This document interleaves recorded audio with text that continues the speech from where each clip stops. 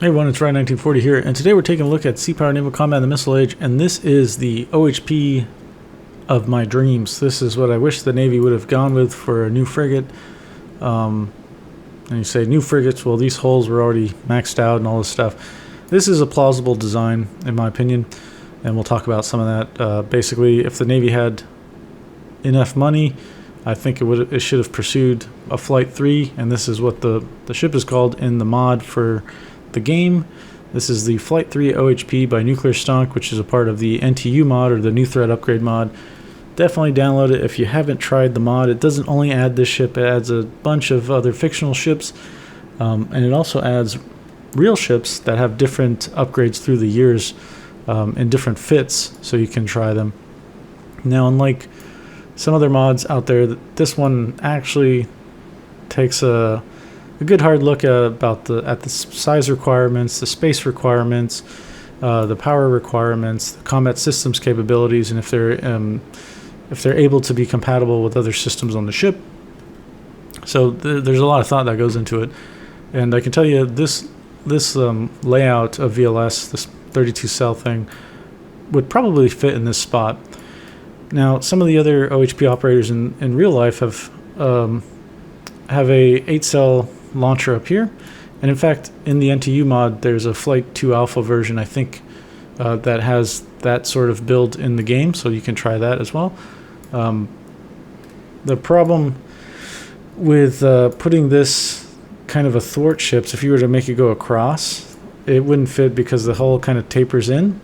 And also on the OHPs, this is like a major P-way below this weather deck here, inside the skin of the ship. This is like, on the port side is the major thoroughfare to get around the ship. A lot of spaces are kind of on the starboard side and they connect to this port side P-way. There's some cross connects in some parts of the ship where like the mess line is on the starboard side. There's a back aft of a berthing between the chief's mess and one of the other berthings. You can go to the starboard side and take the P-way down to the mess line, and then you go down to the mess decks that way.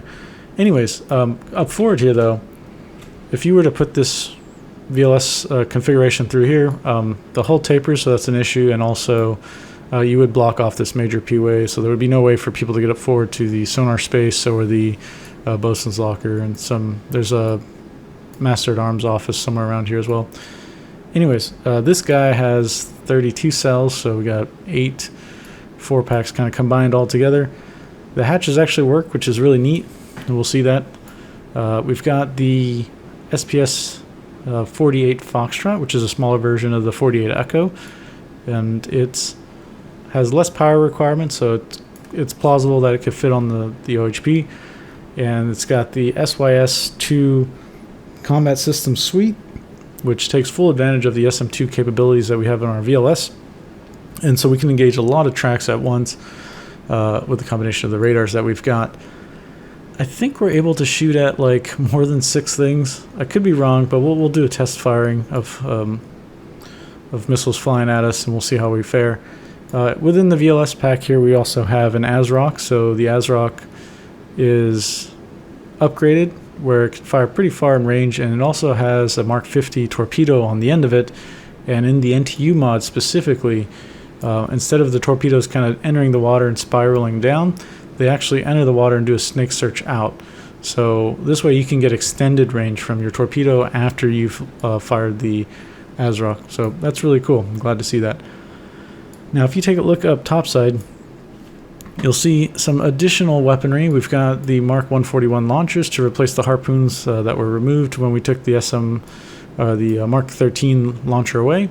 And this is great because now we could fire rapid fire harpoons at a contact, so we can get tighter salvo bunches, and also we can fire harpoons while we're engaging air targets, which we couldn't really do when we were using the original OHPs, because the one-armed bandit can only sling a missile like every 3 seconds or so, and then you kind of have to wait until the air threat is gone before you wanted to fire your harpoons. So now we can do both at the same time with no worries.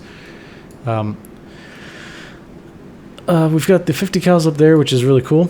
I like that because this allows you to have this with also the Mark 38 25 mic gun.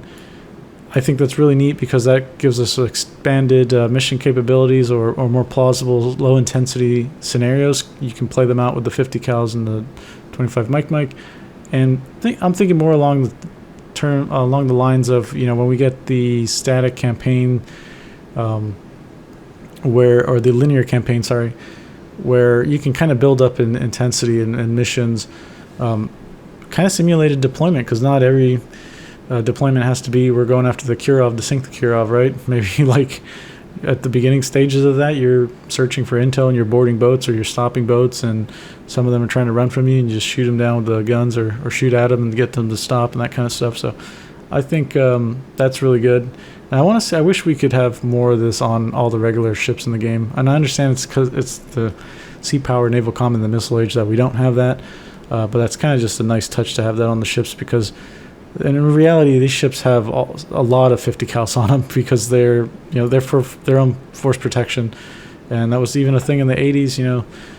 If you look at Operation Praying Mantis, there's some footage of topside on Perry's and some other vessels, and you can see them manning the 50 cals and stuff. So that was a thing, certainly still is a thing.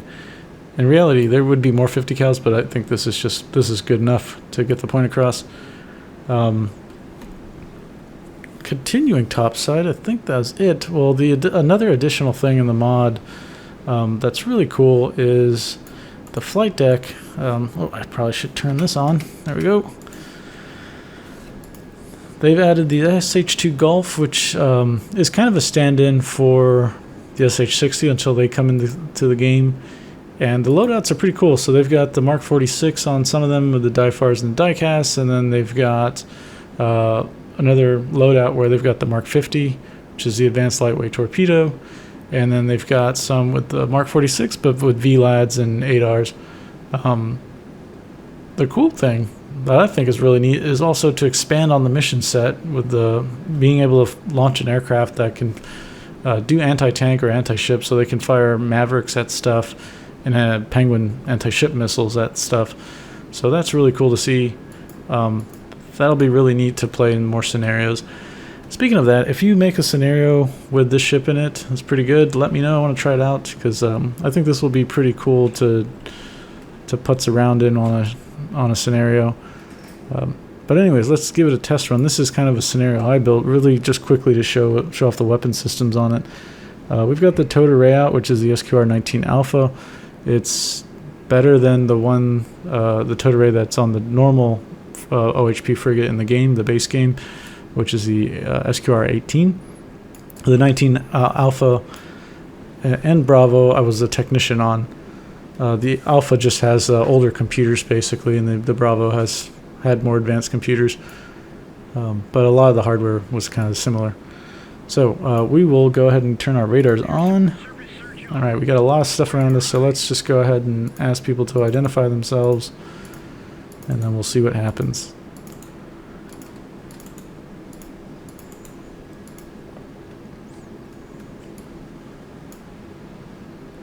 Well, this guy is a helicopter, and they're pretty close to us.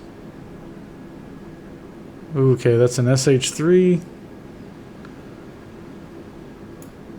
Don't quite see them, but anyways, we'll go ahead and take care of them really quickly with the SM-2, kind of point blank.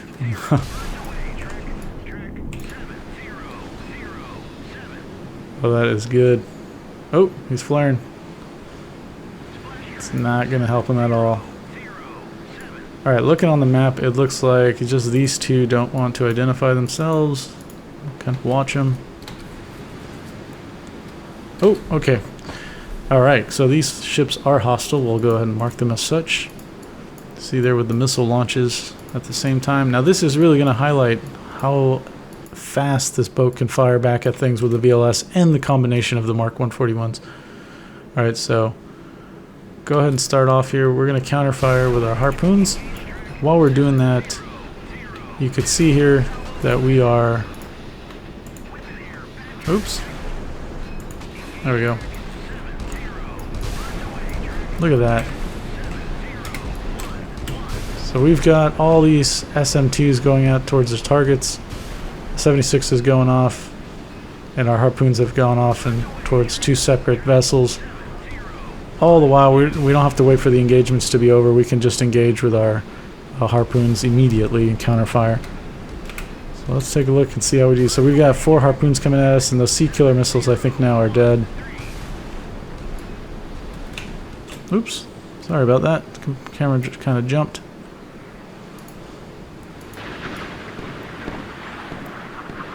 Harpoon's going along. All right. So all the enemy harpoons are down, and it looks like we have 2 harpoons going to hit this boat. Yep, there he goes. He's dead. And then we've got 2 as well over here. Oh, this guy's toast.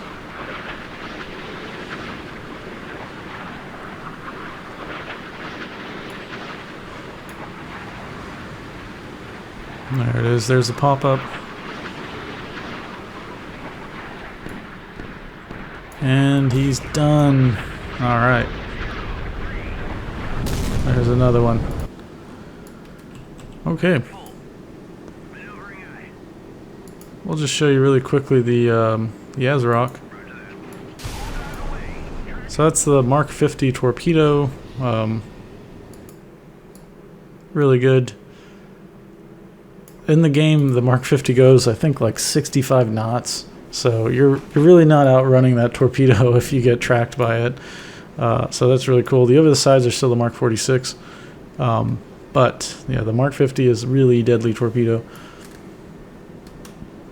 Yeah, so you couldn't really, going back to the VLS, you couldn't really move this up forward even more if you were to do it this way. Because I think, I'm curious to know what the configuration was with the Aussie ships that did it, because there's this P-way here that would have to have been modified and rerouted somewhere. Maybe they took this office out that was here, so if you were to extend this, you would have to cut out that office and continue the P-way kind of that way to get down to the sonar space, because kind of up forward on the OHPs, there's not a lot to it. In fact, it's really funny. If you wanted to get people seasick, you just invite them down to Sonar Equipment Room, and it's kind of like down this way. And if the ship's pitching and rolling through the waves and you're right at the waterline and you're not used to that feeling, you're going to get sick really quickly. So you see guys come down there and just kind of turn green after being down there for a few minutes if they're not used to it, or if they're not normally in with the sonar techs. So yeah, there's a sonar kind of dome P-way that's got a panel and stuff like that. And then there was a ladder that went down to the equipment room. Then above us was actually the bosun's storeroom, or I think it was an office, but also a combination of like stowage. And it was actually pretty funny. This reminds me of in the Navy, they have this thing called Division of the Spotlight, or DITS. And a part of the DITS is that the CO eventually does a walkthrough of like all your spaces in sonar, for instance. So, you know, they'll go through sonar control up here, they'll go through the sonar equipment room down there, they'll go back aft, and they'll look at Nixie, and they'll look at TACTAS. And so they just go through all your stuff. And one of the big things about it was you can have like gear adrift, and gear adrift in the Navy is basically having your crap out. So all your stuff, your personal items, are just loose items that can be thrown around if the ship rolls around and stuff like that. And so on deployment, you know, people have their stuff with them because you get little tiny stand-up lockers and berthing, and then your coffin rack that you prop up, and you got 3 little segments in them to put your clothing in. So you don't have a lot of room. So people would put their stuff in a sea bag or something in one of the sonar spaces, and that was normal. Well, when the Division of Spotlight zone inspection came around with the CO, like, you can have that stuff in there. So we had this deal with the bosun's mates, because if you can imagine sonar equipment room kind of being somewhere down there, bosun's mates being in the space above it, it was so easy for us. If we had the CO's inspection, they'd open the hatch, we'd toss all our shit up there, and then they'd close the hatch, and then the CO would walk through, and none the wiser. And then vice versa, if they had an inspection, they would drop all their shit down into sonar equipment room, and then we would cover it, kind of hold on to it while they did the inspection, and then they would pass, and we'd give it all back to them. So there's just ways to get around the inspection stuff, which is pretty funny. But yeah, going back to the mod, I think this mod is super cool, and I recommend that you try it out if you want. You probably already have it. Like I said, it's got 31,000 downloads. It's a really successful mod, and I can see it's really high quality. Even the if you look at the unit references, you got all the pictures of the added ships, so you can see there the VLS. This is the representation of this vessel. We can look at the other frigates really quickly. Guided missile frigate, sorry. So this is the original, and these are the other ones you get with the NTU mods. So you've got the 86 version, you get the 89 version, and this is the Flight II Alpha. That was the one that I was talking about with the additional 8-cell launcher up front. So it's basically 8 of those RIM 7 missiles, and then you still have your one-armed bandit. So anyways, very cool mod. Adds more than just the parries. It's got all the other ships in the mod as well, and also weapon capabilities and some capabilities were tweaked. So check it out. It's by nuclearstonk. Like I said, if you make missions with this, let me know. I'd like to try it. I think the addition of the guns and stuff is really cool for doing anti-surface warfare against small boats and stuff. It'd be really cool to have shootouts like that. But also really cool to go against a barrage of missiles with this guy as like an area defense vessel. Just being a lowly frigate, but having some nice VLS capabilities. Yeah, if you have any questions or comments, leave them down below, and I'll see you in the next one. Bye!